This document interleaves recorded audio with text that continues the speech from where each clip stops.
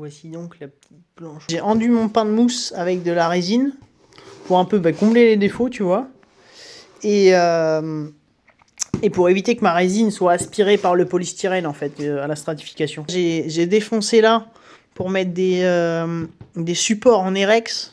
En gros c'est une mousse PVC qui a une plus forte densité et une meilleure solidité que le polystyrène tout simple. Parce que vu que c'est une planche de kite, il y a plus de contraintes que sur une planche de surf traditionnelle, donc tu mets des renforts pour tes ailerons pour éviter que ça te les arrache et que ça défonce la planche, quoi. Sur l'autre côté là, je vais commencer par mettre juste un renfort en fibre de verre sur tout le dessus là, tu vois. Ça va pas revenir dessous, ça va être juste un renfort.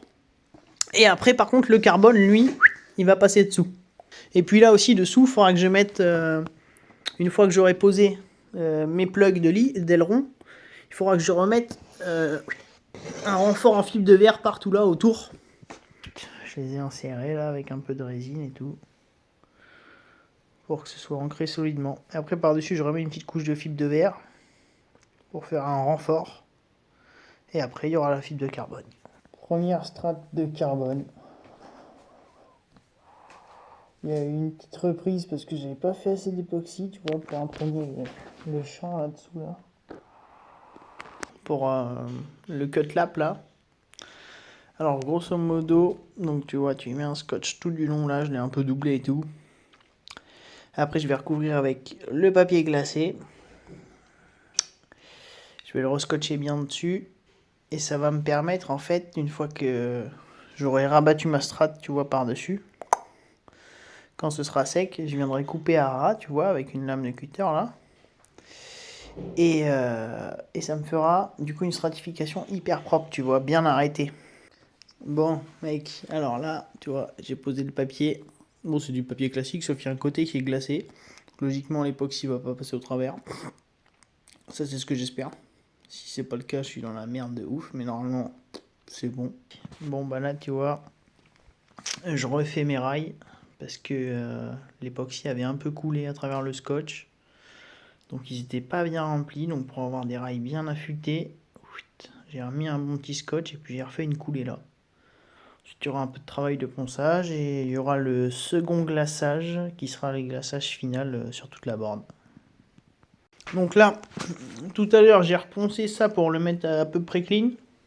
Et juste à certains endroits, là, j'ai des petites surépaisseurs, mais bon, ça va se combler. Ça va se combler au glaçage. Donc là, tu vois, j'ai des rails bien d'équerre, tu vois, bien anguleux. Donc voilà, c'est ce que je voulais. Alors, pour la découpe, en gros, donc effectivement, t'as ton carbone qui va revenir là par-dessus avec ton scotch.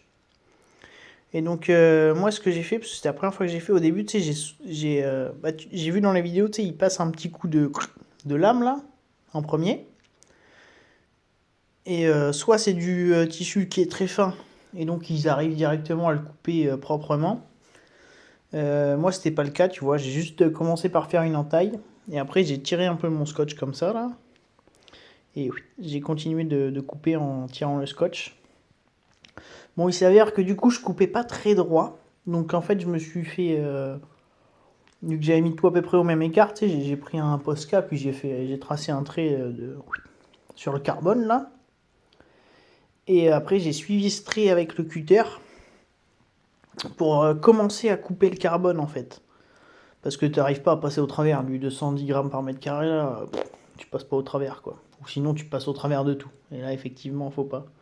Mais ça te permet quand même de le plier plus facilement pour pouvoir le couper, quoi. Bon. Mais écoute, c'est fini. Bon, petit regret, ils avaient plus de noir, j'ai dû prendre un blanc là. C'est dommage, ça aurait été plus joli avec un noir. Bon, enfin bon. Bon, là, ça va partir sur le glaçage final du dessous de la planche. La carène, comme on dit. Donc, tu as vu, j'ai dressé mon petit scotch tout du long là pour que les gouttes elles coulent là-dessus. Je l'ai bloqué pour qu'il soit bien droit avec un peu de scotch. Et puis voilà, hein, ça part sur l'autre côté. Bon, bah mec, voilà. Glaçage de la carène terminé. Bon, j'ai mis des petits scotch là, je les enlèverai un à même temps que j'enlèverai le scotch qui est là. Dans un quart d'heure, quand ça aura commencé à geler. Ah oui, et aussi petite précision, si jamais tu dois le faire, tu vois. Tu sais, j'ai redressé mes rails là, tout à l'heure, l'autre fois je t'avais dit avec du scotch. Mais en fait, tu coules l'époxy entre ton support et le scotch. Et le scotch ne colle pas à l'époxy, quoi. Voilà, donc une fois sec, tu peux décoller ton scotch sans problème. Ça peut toujours être pratique si jamais tu as besoin de faire des petites réparations qui sont sur du vertical ou je ne sais quoi. Voilà, voilà.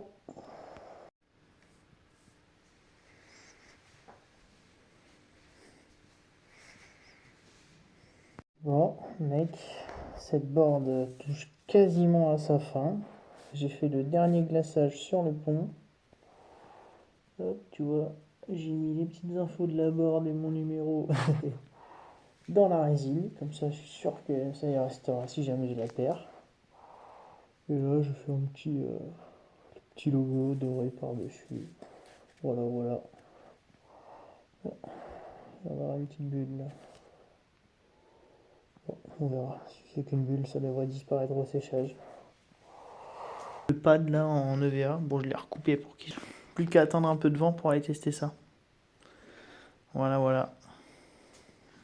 Avec la petite étiquette.